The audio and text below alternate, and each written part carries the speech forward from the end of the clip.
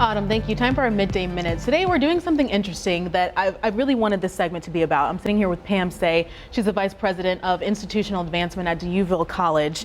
And we're sitting here because I originally reached out wanting to follow up on a story. It was first reported by Thomas O'Neill White over at WBFO. But then after we had a conversation, I was like, I think this deserves more than a 90-second news piece.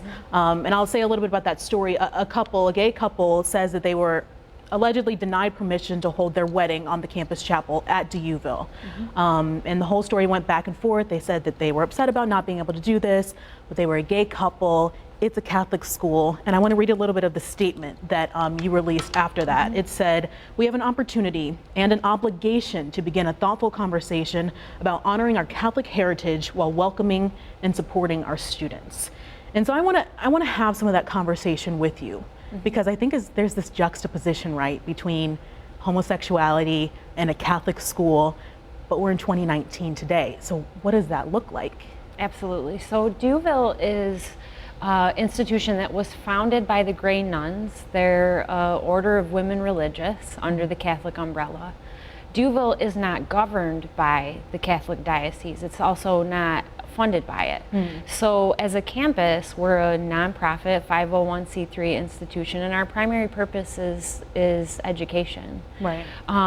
Part of our mission is to be welcoming and inclusive to all populations. So our campus is open to students from every background, religious, the LGBTQ community, and we try to create an environment that is welcoming and open. We do have a chapel on our campus, the Sacred Heart Chapel, which is a Catholic church. It's a registered church of the diocese. So you talk about juxtaposition, and this is the moment that we're in as a society where you have an institution that's honoring its heritage by hosting a Catholic church on its campus, but also has a population that's very diverse. So we're grappling with those conversations ourselves right now. And do you have students coming to you and saying, do people know that this is not under the Catholic Church anymore, the school itself? I think people are confused about the governance structure of Catholic higher education in America today. And the vast majority of Catholic colleges and universities in Western New York and in the United States as a whole are independent organizations. But oftentimes, to honor their heritage, they do have spaces on campus that are sanctioned by the Catholic Church. So, for example, the Sacred Heart Chapel falls under that.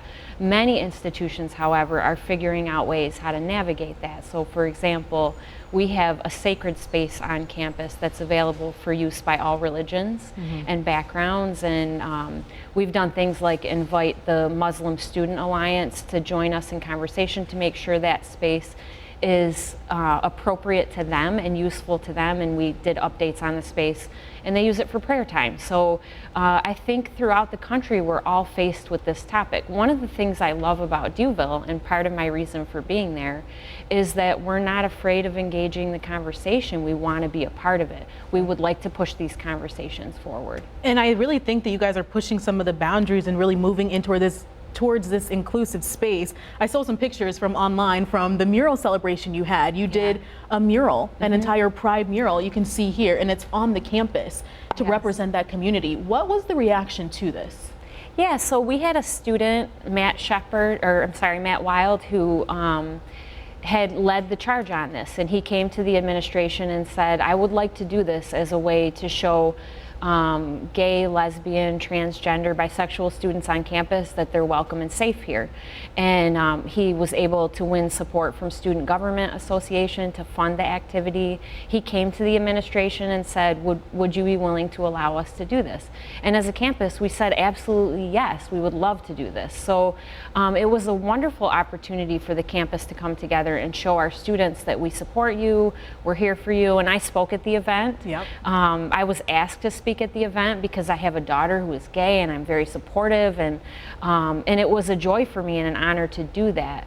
It was interesting because at the point where we revealed the mural, the alumna Jenna and her partner Ellen saw the social media on that, Right. and they were hurt because they had asked to use the Catholic chapel for their ceremony. Right. I personally was not aware, and so at the point where we started to see the social media kind of blow up around this, I made it a personal mission, and with support of my leadership, to reach out to Jenna, to talk to her, to try to bring her into the conversation. How has that conversation been, if you can share a little Absolutely. You know, I think Jenna and Ellen, and they'll talk to you themselves, they're hurt by the situation.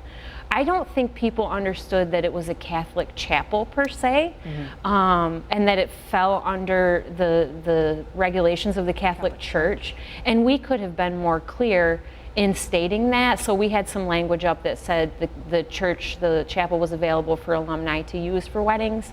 Obviously, it's a Catholic church, so there are limitations to that. So we're in conversations about what that means for us moving forward as well. But my personal conversation with Jenna was positive. She expressed her pain and frustration, and I accept that completely. Yeah. We have no desire to discredit what happened. But I did ask Jenna, would you be willing to come in and have conversation with us? Because I think that's the heart of what higher education is to create dialogue. And creating that space. You know, higher ed throughout history has been the source for moving cultures forward and creating change. And we would love to be at the forefront of that. So we invited her to be a part of the process. We're putting together a conversation group, and we've already had commitments from Jenna, from the student that was involved, from faculty and staff who are living lives with their partners who are gay, with a member of the Board of Trustees. So we'll continue to talk about this. Yeah, and I want to thank you. I feel like the time is so short because we were really in the middle of a great conversation. Yeah. But thank you for having that conversation with us, with our viewers, and continuing that conversation on the chapel. I hope to be able to follow up on that with you in the future. That would be great. All right, thanks so much. Madison. We'll hear from Jenna and Ellen next week, and we'll be right back after the break.